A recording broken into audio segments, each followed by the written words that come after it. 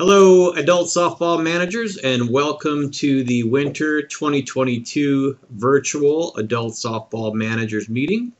I am Ian Wallace. I am the Adult Sports Coordinator here at the City of Surprise, and I will be your main point of contact throughout this Winter 2022 Adult Softball season. This will cover both co-ed adult softball and men's adult softball. So, just get right into everything. Everybody wants to, they can follow along by downloading or opening the PDF that is attached to this meeting email. And it will contain the meeting agenda and all the documents that we're going to go over fairly quickly. And you can always go back and review this video if you need to, or of course go back and reread any of the documents that we're sending out to you today. So again, my name is Ian Wallace, and I am the Adult Sports Coordinator with the City of Surprise. My supervisor is Jason Bond, and again, he is a sports supervisor here in the Parks and Recreation Department.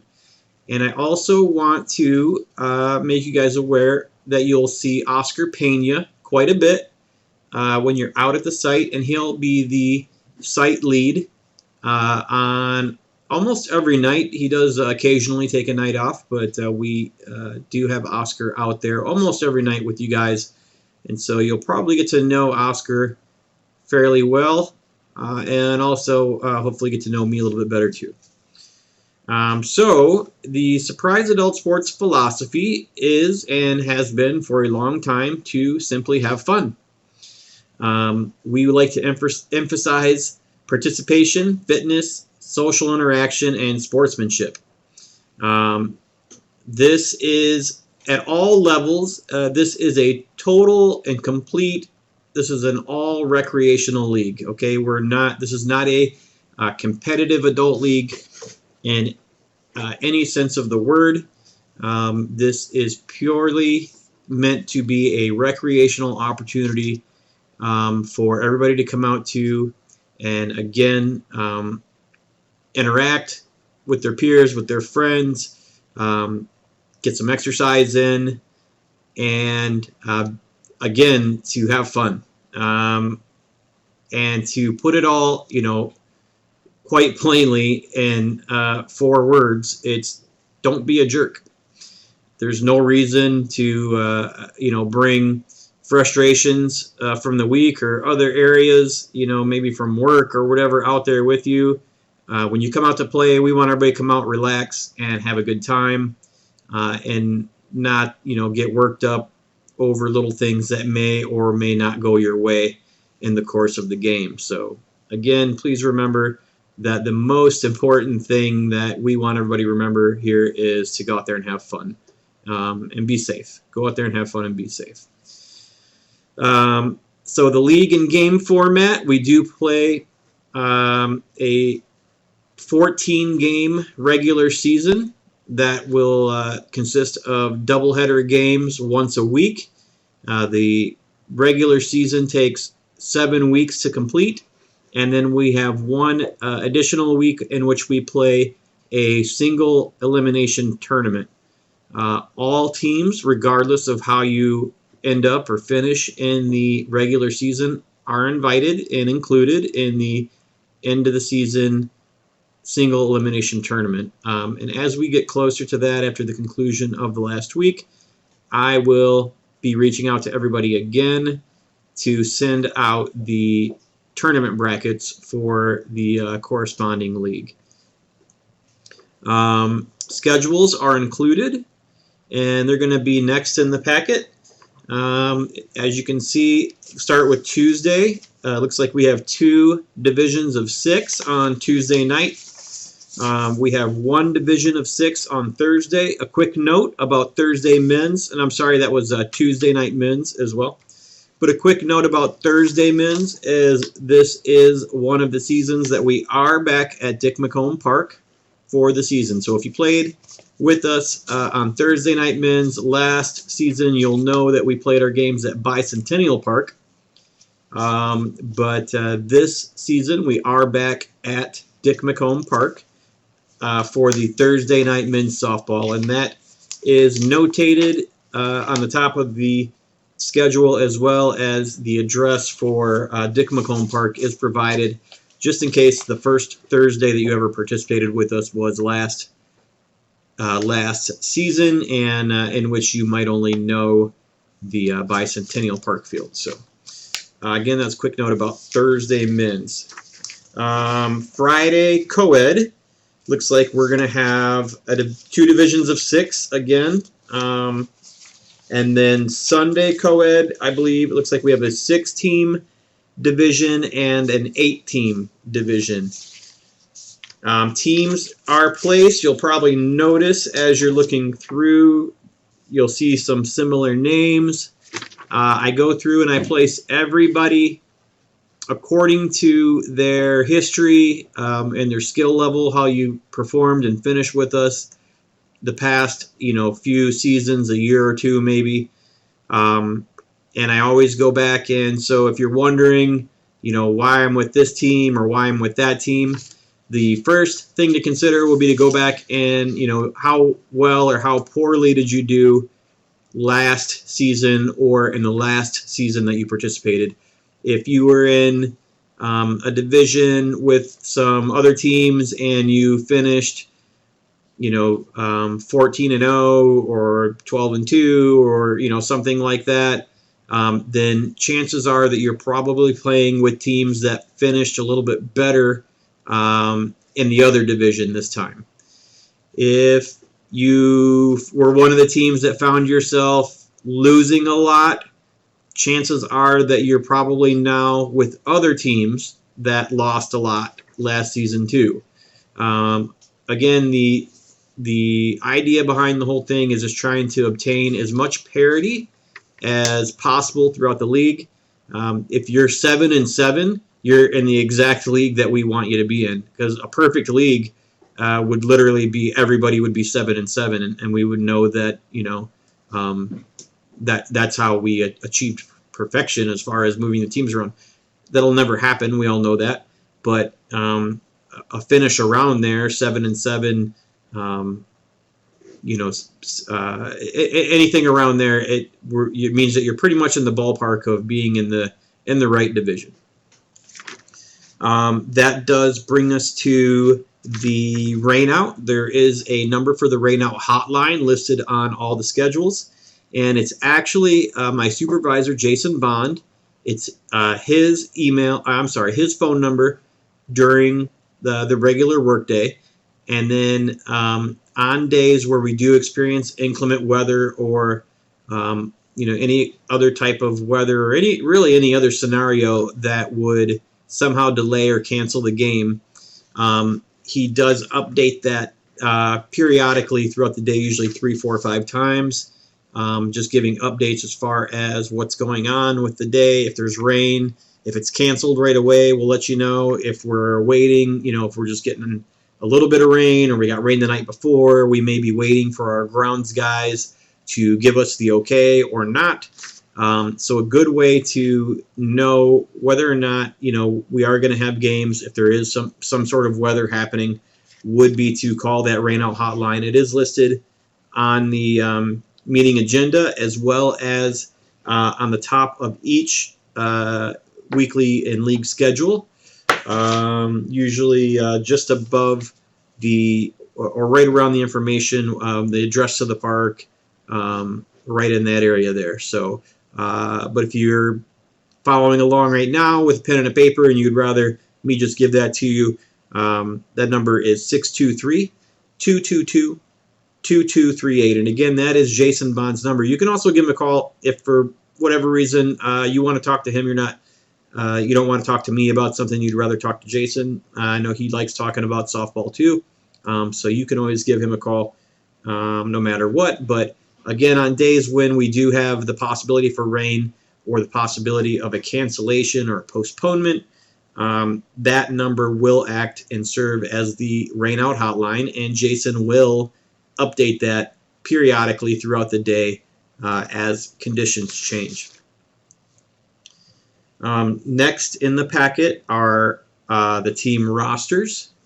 I want everybody to please note that we do need a signature or an initial. Sorry, my finger's kind of covering it up there. In this line, in this line here, from each player that's on the team. So any player that's listed here, we would need them to either sign or initial here. I know a lot of folks ask. Oh, and you'll see too the city and state. That's really what we're interested in. So we don't really need everybody's full address, but if they're from Surprise, write that down. If they're from Buckeye or Goodyear, just so we like to keep a tab on where everybody is coming from. But the part I was talking about with the signature, it's kind of new. It didn't we didn't used to have this portion here. So we do need that, and the reason why is because this document now does serve as the entire waiver for everybody on your team, including the manager. So these will go around. If you have a printer and you can print these out now and do that, that's fine too. But we will have physical copies of that document on site as well. So if it's easier for your team to just fill it out the night of the first game, just get there a little bit early, knowing that you're going to need to fill that out. Shouldn't take too long though. Pass it down the line, have everybody write their own name, make their own signature or initial, put their phone number down, and let me know if they're from Surprise or Buckeye somewhere else. We won't let you start the game until we receive the roster back and complete. And then we don't give any additional time either. So make sure that everybody's there on time or a little bit early on week 1, so that way your game doesn't get held up or you don't lose minutes off of the game because we're waiting, to have everybody fill out the roster. So again, if you can print it out beforehand, if you want to do that, some managers do. Write all the names of the players at least, if you have that information. If you have their phone numbers already, if you already know where they live, if you want to write all that out, that's fine. Get that all out of the way. Just know that we do need either initials or a signature in that line as well from each player. And then finally, the manager's signature and the date will go at the bottom, and we'll collect that. The next thing that is in the packet would be also roster related, and just kind of deals with team movement. There is a add drop form that's included in the packet here. Looks similar to the roster form, asks for similar information. The difference is with this is that you can drop up to 4 players and add up to 4 additional players on this document. Any player additions or subtractions during the course of the season, we do want to know about it. Every player does need to be documented as far as being in the league. We do want to know who's out there. Not only that, but this would also be a benefit to any of your players in case they were ever to get injured on site while playing, because a lot of times if you don't have proof of where the injury took place, we wouldn't be able to tell an insurance company that you played in our league if we go back and we look and your name's not on this roster or one of these add drop forms. These would be beneficial to you in the event of something like that happening. That way, if you did, that way your manager could say, hey, can you send me a copy of that roster? And that way, if you needed to provide proof that this was the activity that you were doing, we could provide that for you. And again, the one of the main things about this document is that we do need to get the player initial or signature, and this is an add/drop form. So if you're only dropping players, you'd put them down here. If you're only adding players, you could put them up there. And remember, you have a maximum of 18 allowed players on your roster. So if you had 15 on the roster and you were adding 2 more, you would fill one of these out, but you wouldn't necessarily have to drop anybody here, because if you had 15 and you were adding 2, that would give you 17, so you're still 1 under the roster maximum. Now, if you had 15 and you added 4, then I would need to see you drop at least 1 player here to keep you under the 18 player maximum. Another thing about team movement is that you'll see a multitude of players will play in one division on a Friday night. You'll see them play 4 games in a row. They'll play at 6, 7, 8, and 9 p.m. While it could, be against the rules what they're doing, possibly, chances are it's probably not. And the reason why is because you can actually play on any team. You can play on multiple teams, as long as you don't play on multiple teams in the same division. So, for example, just looking at the Sunday Division 1, I'm just going to pick on heavy hitter, and I'm going to say if Ashley wanted to play for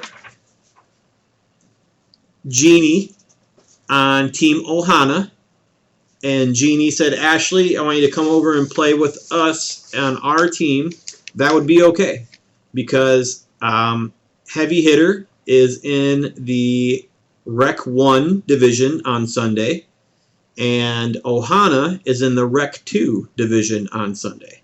So that would be okay, because they're in 2 different divisions. Now, if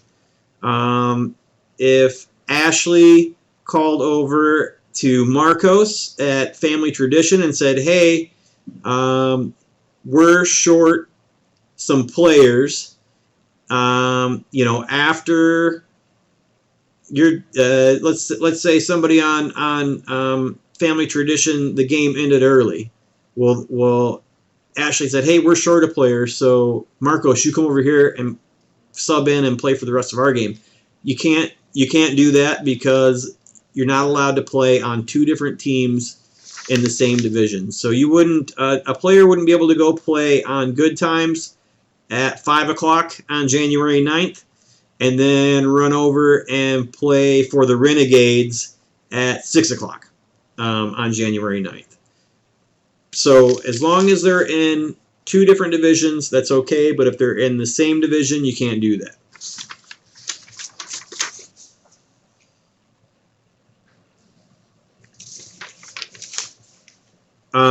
The last thing I have to say about rosters is that I did also include a copy of the most current free agent list.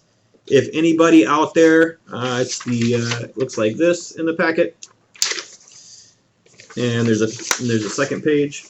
If anybody out there, if you're looking for additional players, this is a great way to find people in town that are interested in playing. Most of them call, and they are maybe 1 or 2 individuals, or they know 1 or 2 or 3 people, but they don't have enough for an entire team. So there's actually been some pretty good, very good players that have been found on this. Especially, you'll get people that are moving here from out of state. They don't know a lot of people. It's a great way for them to get to know people.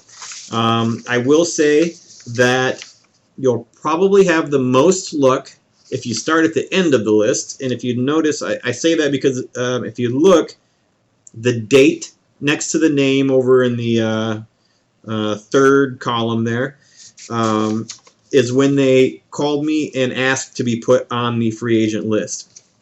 So then obviously the more recent the phone call, probably the more recent the desire. Not to say that you wouldn't be able to find somebody from last January. I keep everybody on here for 1 calendar year, and then I boot them off. So you'll see that the first date on the list is January 5th of 21. You might be able to find somebody in that group that from longer ago, but chances are you're probably going to find people that have registered maybe September, October, November, December of 21 or January. I don't think there's any Januaries on there yet. But definitely utilize this list if you are looking for additional players, because there are a lot of people in and around town who will come help you out if you need to. Kind of normal etiquette is that if you call somebody off the list for a sub, like a one-time only, you usually don't charge them to come out, because they're kind of doing you a favor at that point if you're looking for a substitute. But to the contrary, if you're looking for a permanent member of the team, then by all means, it is expected, and I tell them that when they join the free agent list, that if they are picked up, that there will be a cost associated, and then the manager of the team will let them know what that is, probably based upon how many other players are on the team, and maybe what point in the season that free agent joined your team. Obviously, if they joined halfway through the season, they're probably not going to want to pay you a full what everybody else paid, but maybe half. Or if they joined right away, then I think it's only fair that you ask them to pay what everybody else paid. So, but again, that's totally up to you. It's between you and the free agent. City of Surprise, Parks and Rec does not get involved in any of that as far as you picking up free agents or what they're gonna pay you, since you, the manager, have obviously already paid. But again, that's just between you and that individual. Some of the rules to go over. I'll just go over a few of the most common, frequently asked or brought up. We already kind of went over like some of the roster rules and things like that, so I won't go back to those again. But one thing that I do want to emphasize is that we cannot allow, I think we started this last season or maybe the season before, but we can no longer allow infield, or we can no longer allow any kind of batting practice. We had an incident last year or year before where a team was warming up, how we do before the first game starts or in between. The other teams haven't ended yet. We're up there kind of doing a little bit of BP. But unfortunately, a couple of them kind of got and I shouldn't even, it wasn't any, there was nothing intentional or anything like that, but just quite a few foul balls were flying, one after another kind of thing. A couple people almost got hit. And so we just kind of re-examined the rules and our practices going forward, and we have decided that we're no longer going to allow that. We didn't do it last year either, but I will be asking Oscar and the other staff to stress that. And, if they do see it coming over and doing that, we're going to ask you to stop. We'll have them make a note kind of thing, and if they are reporting that it's the same team or teams that are doing it after being asked to stop, then I'll have to give you a call, and we'll have to talk more about that. So please no BP. And then also if you're going to do infield talk or infield warm up and things like that, just be mindful to try to stay off the foul lines and stay out of the batter's box as much as possible. We just want to keep that paint job or that chalk job as usable for as long as possible. So go out there and practice. Just remember to try to hop over the lines, so that way they're in better shape and better visible for the games throughout the day. The other thing that comes up a lot is the scorekeeping. Remember that we are the scorebook will be possessed by the offensive and batting team. When they switch sides, you'll take it over. at the conclusion of each half inning, you're going to turn it over to the other manager or whoever it is that's keeping score for that team. And please know that both teams are responsible for checking the score every half inning. And if there's any discrepancies or anything like that, you need to do it right then. After the first pitch of that half inning starts, there's not going to be any kind of protest allowed. We can't go back and look, at any kind of mistakes or anything like that after that. So just make sure that your scorekeeper is looking at the score and you guys are keeping track of it, because once that first pitch of that next half inning starts, we can't go back and look. And even if you were right and there was a mistake, we won't go back and fix it. And it's just, again, it's just a rule. And once that first pitch comes up for the next half inning, then that's when that inning starts, and any kind of discrepancy or anything like that is now in the past and is no longer debatable. A bit more about rosters there. For co-ed, this is kind of something that comes up a little bit, so I will go over that, and that is the batting lineup. And in co-ed, you know that you do have to bat male-female in alternating order.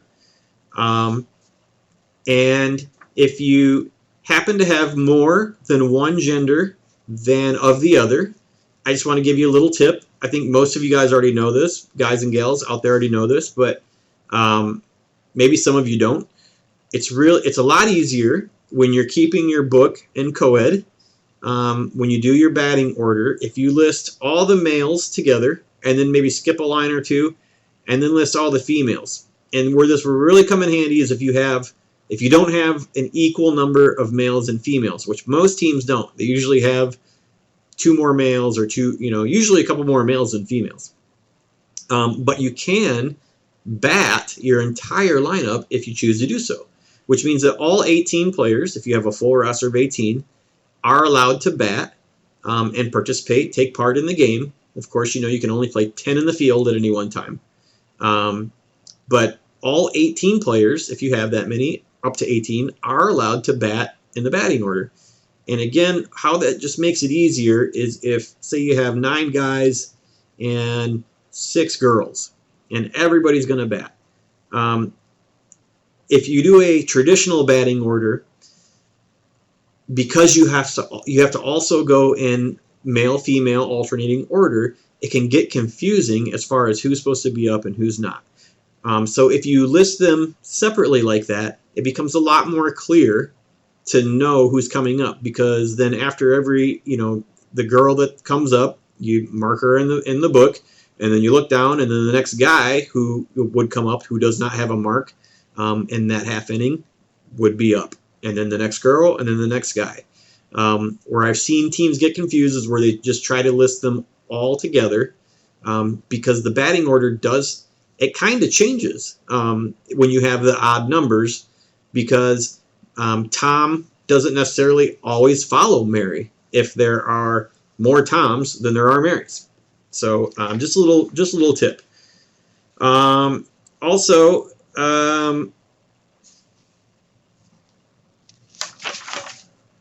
the other thing for co-ed that comes up a lot is the defensive positioning. So I just want to clarify, and this is really easy too. I think it gets made out to be a little more complicated than it needs to be. So the easiest way to remember it, and this is in co-ed only, is if you are a male infielder, your feet always have to be in the dirt to start the defensive play. Once the pitch is released, you can backpedal or run or whatever into the outfield. But if you're a male player, your feet have to start in the dirt. It doesn't matter if there's a female batter. It doesn't matter if there's a male batter. It doesn't matter if you play second. It doesn't matter if you play third. It doesn't matter if you play shortstop. If you are a male player in co-ed on defense and you're an infielder, your feet have to be in the dirt until the pitch is released. On the contrary, if you are a female co-ed player, you have the option, infielder, defensive infielder, you have the option of starting the play in the dirt or in the grass. It doesn't matter if there's a male batter or a female batter. The only thing that matters, if you are a female player, you have the option every time of starting either in the dirt or in the grass. If you're a male player, you do not have the option, and you always start in the dirt. So hopefully that clarifies that a little bit. Another thing that comes up, and again, mostly in co-ed, only in co-ed in this exact scenario, is the minimum number of game players. So again, it's co-ed, and the rule is you have to have either an equal amount of men and women or more women than men, but you can never have more men than women when you start the game. And since you have to have a minimum of 8 players to begin, that means that you must have a minimum of 4 men and 4 women to start a game. You can't start a game with 5 men and 3 women. Unless there's one exception where a game can be started with 5 males and 3 females. And actually, this is the only exception to where a game can be started with more men than women players in a co-ed game.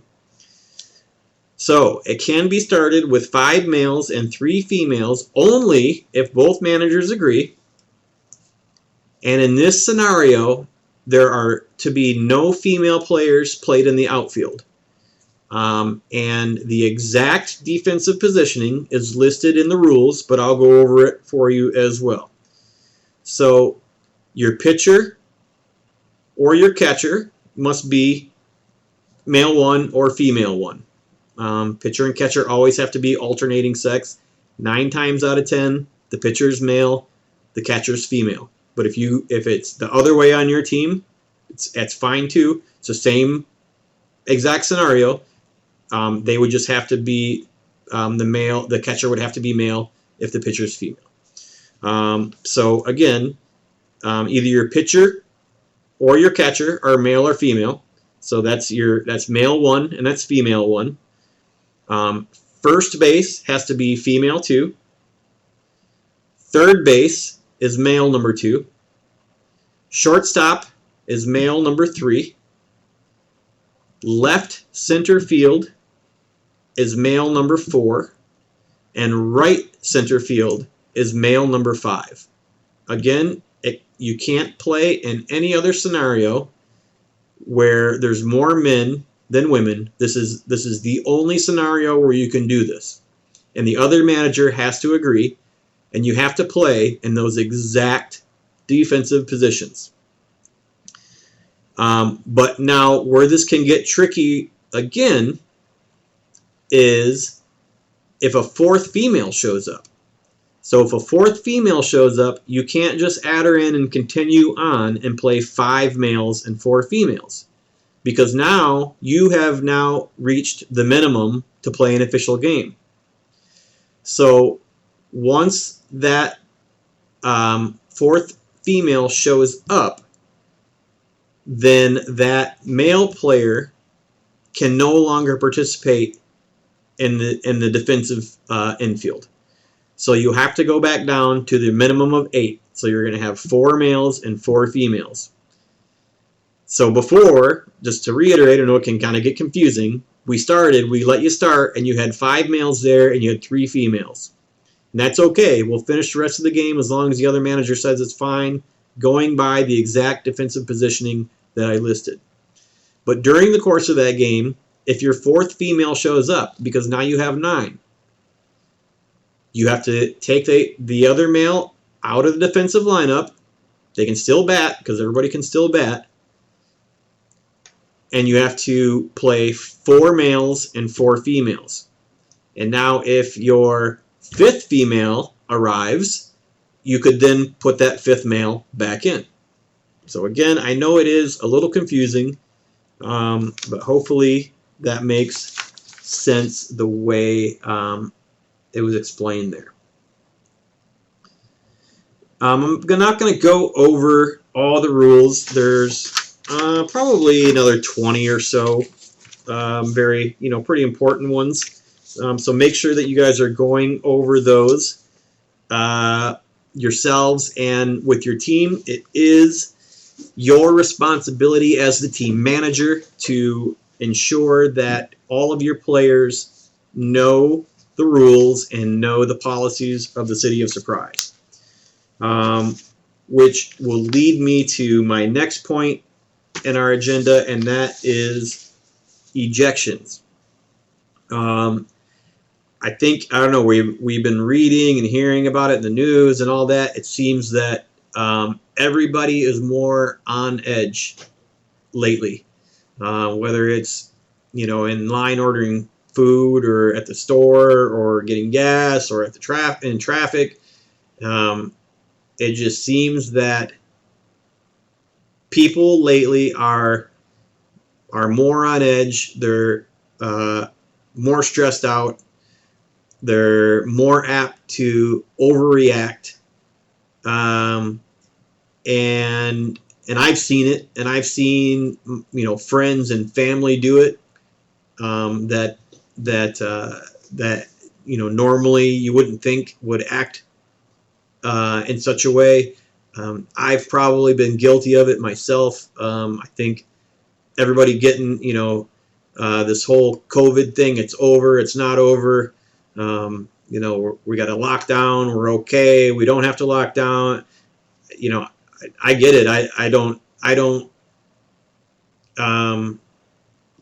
know exactly why. People are stressed out. I'm going to go back to what I said in the introduction.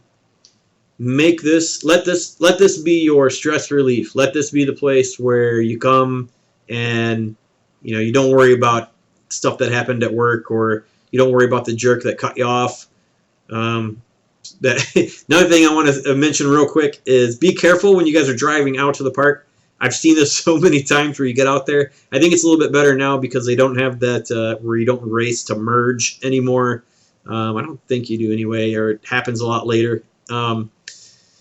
But I've seen it a lot of times where people will speed past each other or kind of road rage at each other, and then they realize, oh crap, we're both going to play softball, and it's awkward, in the parking lot. It's always awkward having to park next to the guy or girl that you cut off, whether accidentally or not.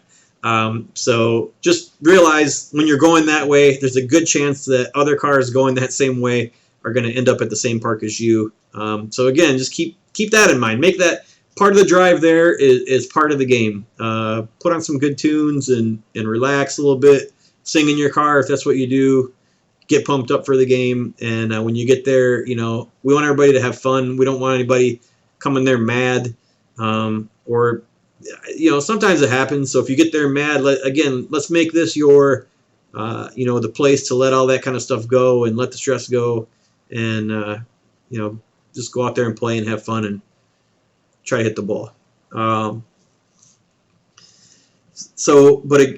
to the ejections and why I brought this up. And I've seen it in the league the last couple seasons. We're getting more and more ejections, and they're not.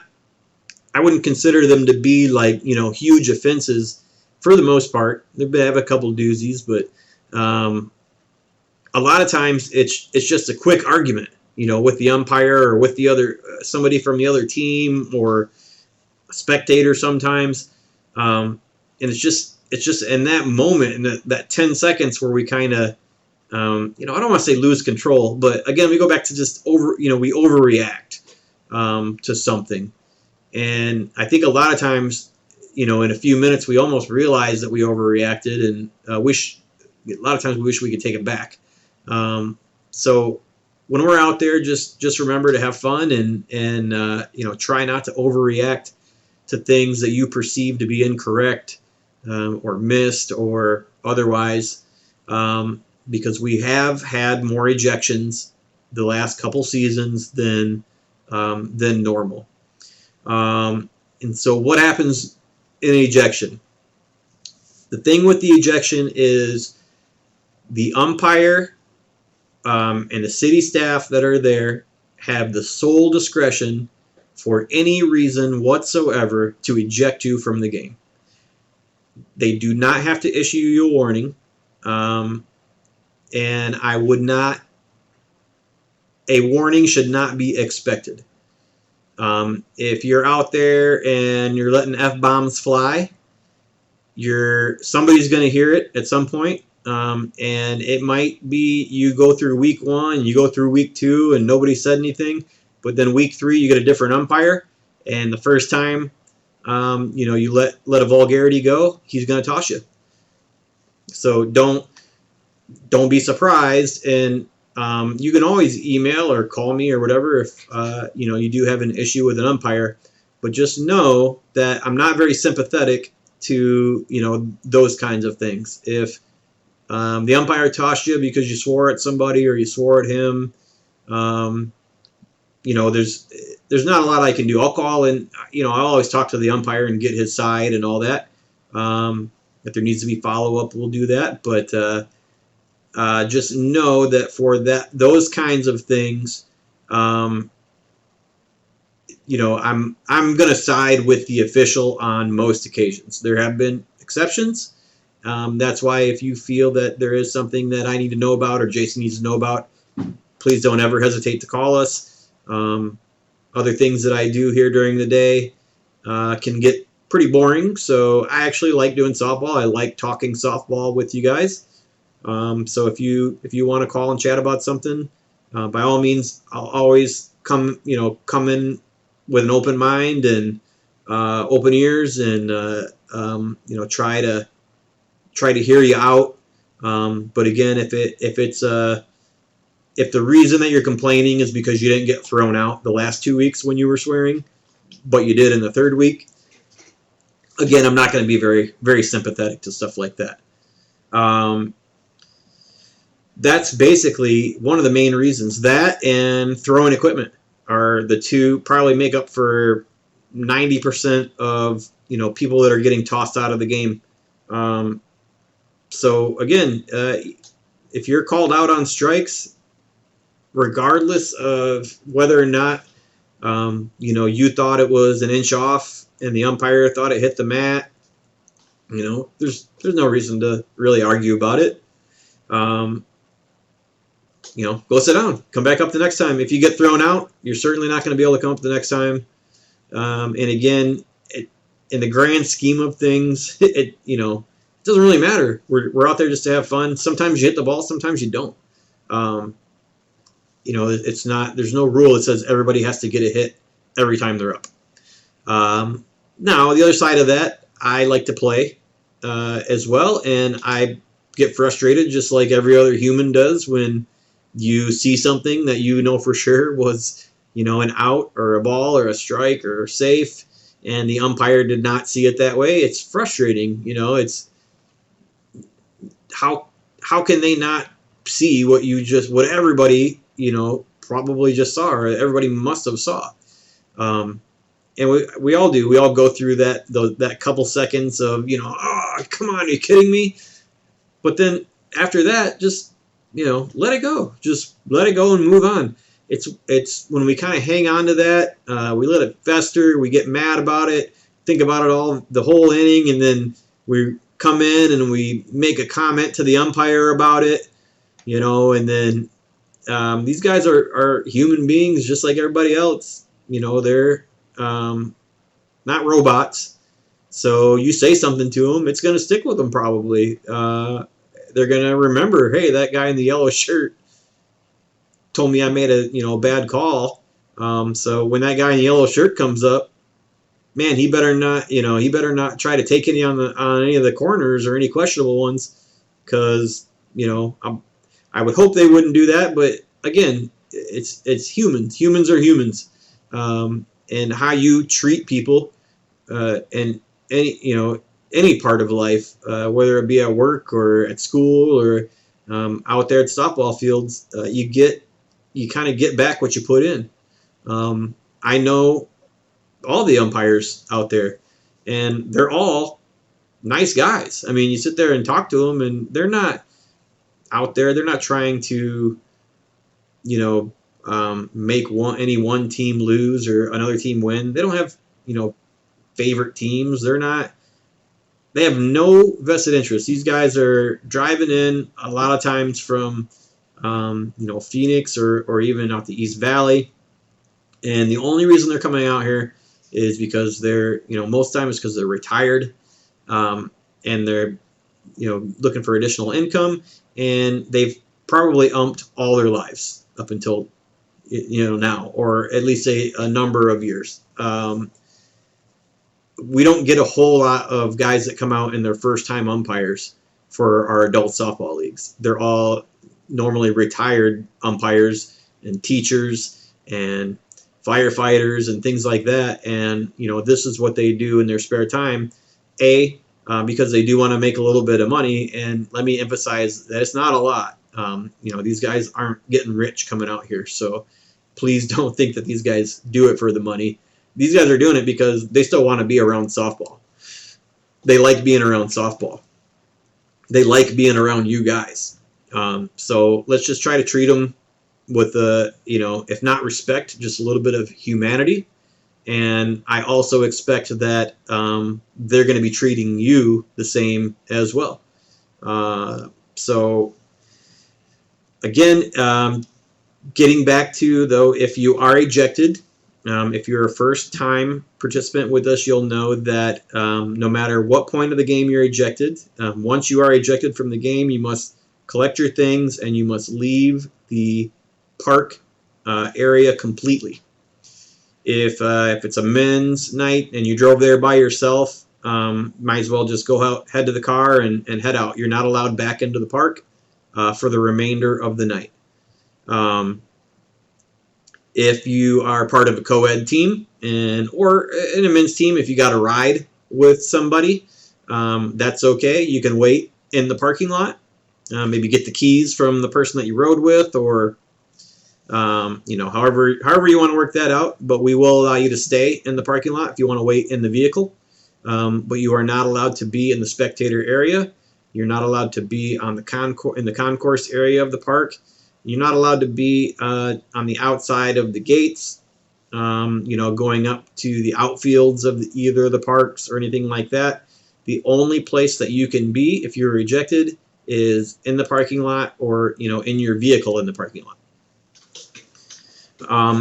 If we do ever have issues with that aspect of it, then we would change that rule and no longer allow people to stay in the parking lot. We do like to do that, though, because we do know that people ride together, and we don't want to punish two people just because one person maybe overreacted and got thrown out of the game. So the other thing is you are automatically assessed a 1-game suspension. Depending on the infraction, the City of Surprise Parks and Recreation Department, at its sole discretion, can add any additional games that we feel are necessary, or we can suspend or up to including removing you from the league at any time for any reason. Again, there's no prior warning, so you should not expect any prior warning. These types of infractions could be being under the influence, assault or fighting, any kind of, serious verbal altercation, especially with an official or with a staff member, any kind of, physical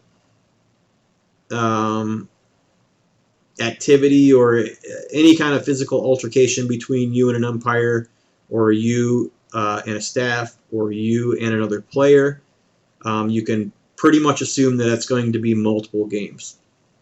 But If you are ejected for something more run-of-the-mill, you got tossed out because you let an F-bomb fly, you're looking at a one game suspension. And so if you are thrown out, ejected in game one, again, we'll go back to we play doubleheaders.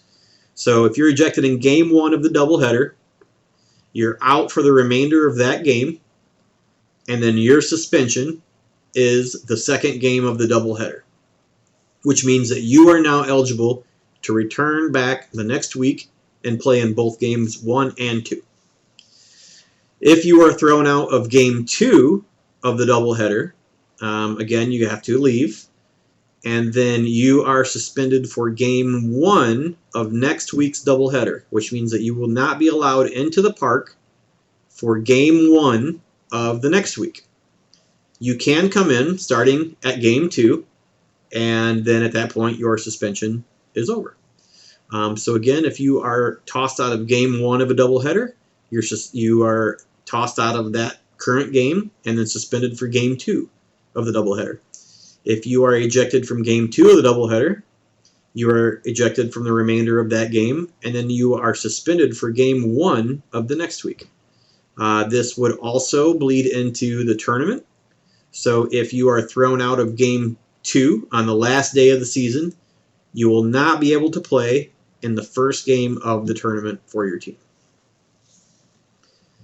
A couple other things as far as rules go, and it just pertains to smoking, electronic cigarettes, and alcohol. So there is no smoking allowed inside the park, and that includes all the concourse area, basically anywhere on the sidewalk that is included in the park. If you want to walk out to the parking lot, you're more than welcome to walk out there to smoke. If you want to walk out on the other side of the fence by the dog park, you can smoke out there.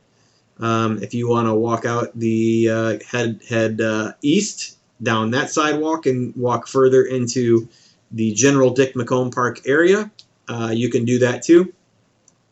But you cannot smoke inside the complex anywhere, and you cannot smoke inside the dugouts. These are going to be treated the same as alcohol. You may be warned, or you may be ejected from the game right then and there by staff or the umpire if they see you smoking in the dugout, or they see you smoking, in the concourse area. You need to let any spectators know, and I know that spectators are mainly husbands, wives, family, kids of the players, so there's no reason to expect that you wouldn't be able to communicate with your spectators, but it is your responsibility as a manager to communicate with them that they also have to abide by these rules too. If we catch spectators drinking or smoking inside of the park, we will immediately ask them to leave, and there could be more repercussions on you as the manager as well, depending on how that interaction with that person goes. So again, your players and your spectators are your responsibility. We do allow you to bring a Bluetooth speaker into the dugouts. You can play music during the game at warm-up. Two things. One is it is totally at the discretion of the umpire. So again, you could be on field 3 for your 6 o'clock game, and the umpire doesn't care, and he lets you play the music, and he never said anything. And then you move over for your second game, and you're on field 1. You have a different umpire, and right away that umpire says either turn it off, turn it down, whatever. At that point, it's the discretion of the umpire. You have to do what the umpire says. If you start to argue with him about that, essentially it's going to be treated the same as arguing balls and strikes or any other rule that you cannot argue, and you can be ejected and from the game for something as silly as going out and arguing about music. So again, first thing is that it is totally at the discretion of the umpire. The second thing is that any music that you play has to be appropriate for all ages. Like radio, PG is fine. I realize that they play some stuff on the radio that some parents might not even want their kids listening to that. But if it's on the radio, if it's edited, whatever, that's fine. But if we do hear music with inappropriate lyrics, something that's not suitable for all ages, again, you could be warned. You might not be. If I am getting reports about this, it's the same thing. I'm going to make notes about the teams that are being reported doing it. And if it turns into we're having more than one issue with the same team, then I will be reaching out to the manager, and at that point, probably issuing suspensions to the manager. Because again, you should have your dugout under control. You should not be allowing any of your players to bring alcohol or tobacco or drugs of any kind, or to be playing music in the dugout that would not be appropriate for all ages. Again, this is kind of all on you as a manager. You're in control of the dugout. You're in control of your team. You're in control of your spectators. It is your responsibility to make sure that everybody involved with your team knows the rules and knows the city policies. Ignorance of the rules and ignorance of the policies is not a defense. Almost every time that's what we hear. Well, nobody told me I wasn't allowed to drink beer in the dugout. So I'm telling you right now to tell all of them, because if it is caught, you do not have to be issued a warning, and a warning should not be expected. Will probably go right towards ejections and suspensions. The next thing in here, we're almost done here, is the ASA. I blew them up, made them bigger. There's no new additions from last season, but I just made them bigger on several sheets, so that way you can see them better. Most of these bats are getting kind of old, so I don't think that we're going to be seeing too many of them out there. But those are the illegal bats. Those are the bats that you cannot use in our league. I believe that the ASA and the USA, the ASA stamp is going away. We'll still accept bats with the ASA stamp, but then the USA, it sounds like that's going to be the new kind of the standard as far as the bats that we will consider appropriate for our league. And Oscar is a sleuth when it comes to finding these banned bats. So don't use them out there, because he will spot them, and you will be ejected for using a banned bat. The last thing that I want to remind everybody of is at the conclusion of each game, whether it be the manager or the representative, whoever's keeping score, whoever's doing that, please remember to initial the umpire score sheet at the end of each game. Every week when I put the standings out, as soon as I put them out, somebody will contact me and they'll say, hey, this score is not right. You have it 10-12 and them winning, and it was supposed to be 10-12 us winning. I'll go back and I'll look at the score sheet, and it'll say 10-12 with who I had indicated as winning. Basically, I'm just going off the score sheet, and what I reported is exactly on the score sheet. And then I'll look and I'll see that either one or neither one of the managers signed or initialed the score sheet. I don't mind going back and calling, and we always want to get things right, but it just makes everything a lot easier if you just check the score at the end of each game rather than waiting until the standings come out to then have an issue about the score. I'll always go back and I'll call the other manager and I'll explain the situation, and if that other manager agrees, then we will switch the scores. I'll change it in standings and we'll get everything fixed. But it just makes it so much easier, you guys, if you just get that signature for me at the end. Other than that, that's all I got for you. Again, just make sure that you're going over all this with your team. I don't mind if you share this link. I'm not expecting all of them to watch this long video, but you can pass the attachments on to them anyway. Have them go over it. Make sure that you emphasize with them that they need to know the rules so they don't get you in trouble. And as always, if you have any questions, don't hesitate to contact me here at the office.